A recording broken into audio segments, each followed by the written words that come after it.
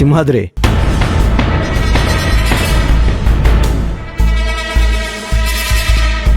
నిన్ను ఈ పరిస్థితిలో చూస్తానని నేను కల్లో కూడా అనుకోలేదు.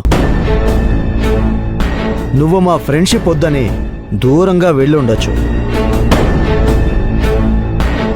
నువ్వు మీ చెల్లెలతో హ్యాపీగా ఉంటావని మేము సైలెంట్గా ఉన్నాం.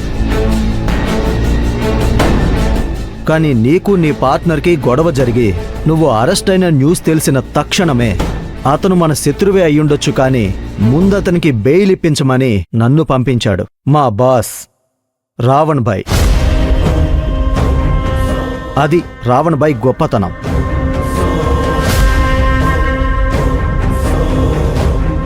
పదమ్మా. ఏంటి గుణ ఇలా అయింది? ఏం కాదులే, దారికొస్తాడు.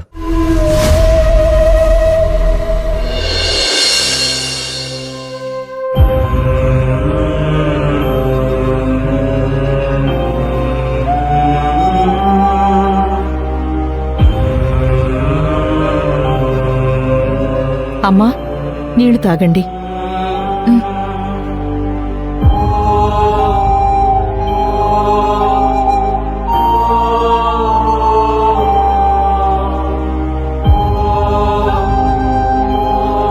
లక్ష్మమ్మ, రండి కూర్చోండి.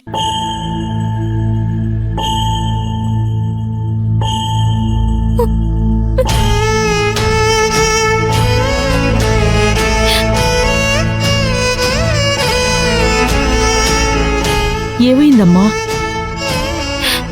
ఎందుకో తెలీదు లక్ష్మమ్మ, బాగా తలనొప్పిగా ఉంది. నా అన్నయ్య బాగా గుర్తొస్తున్నాడు.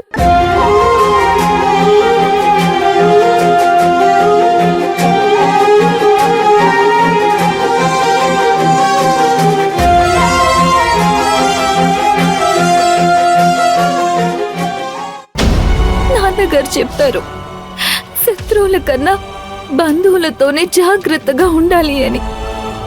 శత్రువులు గుండెల్లో కత్తి దింపితే బంధువులు వెన్నుపోటు పొడుస్తారు.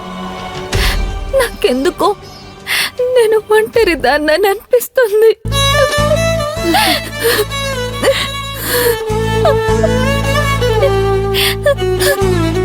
నా అన్న ఉంటే నా కళ్ళల్లో కన్నీళ్ళొచ్చే పరిస్థితి రానిచ్చేవాడే కాదు. కానీ ఇప్పుడు కన్నీళ్లు తుడిచే చెయ్యలేదు.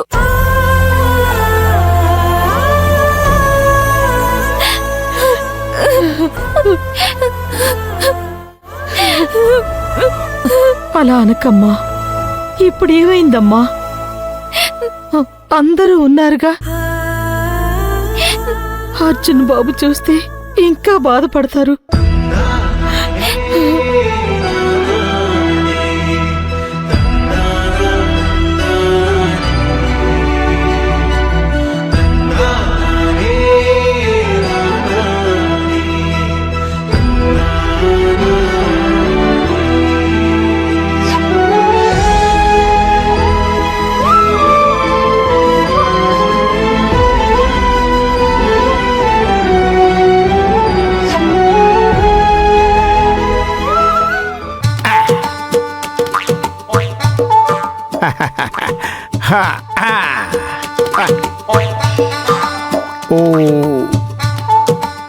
ఫస్ట్ మొక్క ఏదవుతుంది?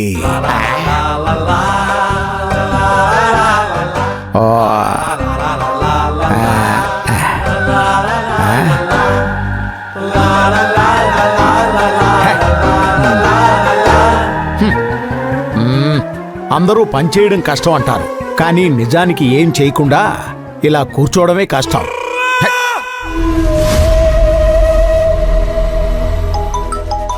ఓ రావణ్ బాస్, ఈరోజు మీ ప్రోగ్రాం ఏంటి బాలరాజు కాకా? 3 పూట్లా తినాలి, సాయంత్రం 4 పెగ్గులేసుకొని పడుకోవాలి. ప్రస్తుతానికి పేపర్తో పజిలాడుకుంటున్నాను.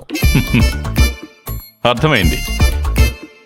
పనేమి లేకుండా ఇంట్లో ఉండి సొల్లి కబుర్లు చెప్తున్నావు, అంతేగా? అంతే అనుకో బాస్. ఈరోజు నీ ఫుల్ ప్రోగ్రాం నేనిస్తాను. బస్సు రూట్ గురించి మాట్లాడడానికి శివగామి సింహాద్రి ఆఫీస్కి వెళ్ళింది. అక్కడ సింహాద్రి పార్ట్నర్ శివగామిని నోటికొచ్చినట్టు తిట్టి బయటికి పంపించాడు. ఓహో, అందుకే సింహాద్రి తన పార్ట్నర్ని కొట్టి అరెస్ట్ అయ్యాడు. నేనే బెయిల్ ఇప్పించాను. ఆ, సింహాద్రి వాళ్ళ అమ్మని కలిసి శివగామి దగ్గరకు వెళ్ళి శివగామిని కన్విన్స్ చేయడానికి ప్రయత్నిస్తున్నారు. ఓ, నువ్వు వాళ్ళిద్దరూ కాంప్రమైజ్ అవ్వకుండా చూసుకోవాలి. కానీ ఆ శివగామి ఇంటికి కారణం లేకుండా ఎలా వెళ్ళాలి? నీ ఇంటికి నువ్వు వెళ్ళడానికి కారణం కావాలా? ఎవరన్నా అడిగితే బట్టల కోసం అనో పాపని చూడాలని వచ్చాననో చెప్పు. శివగామి సింహాద్రి మీద కోపంగా ఉంది. ఈ విషయం గురించి శివగామికి నువ్వు సర్ది చెప్పేలా మాట్లాడి వాళ్ళ మధ్య దూరం ఇంకా పెరిగేలా చెయ్యి. అంతా అయ్యాక నాకు కాల్ చేయి.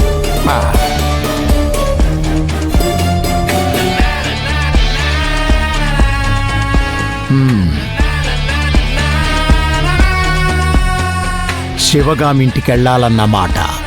ఓకే,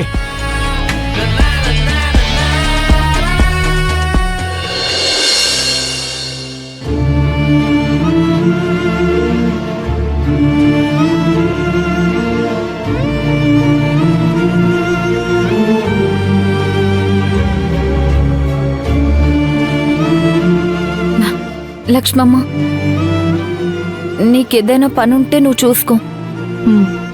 సరే. నేనున్న పరిస్థితుల్లో నాకు నిద్ర కూడా సరిగ్గా పట్టడం లేదు.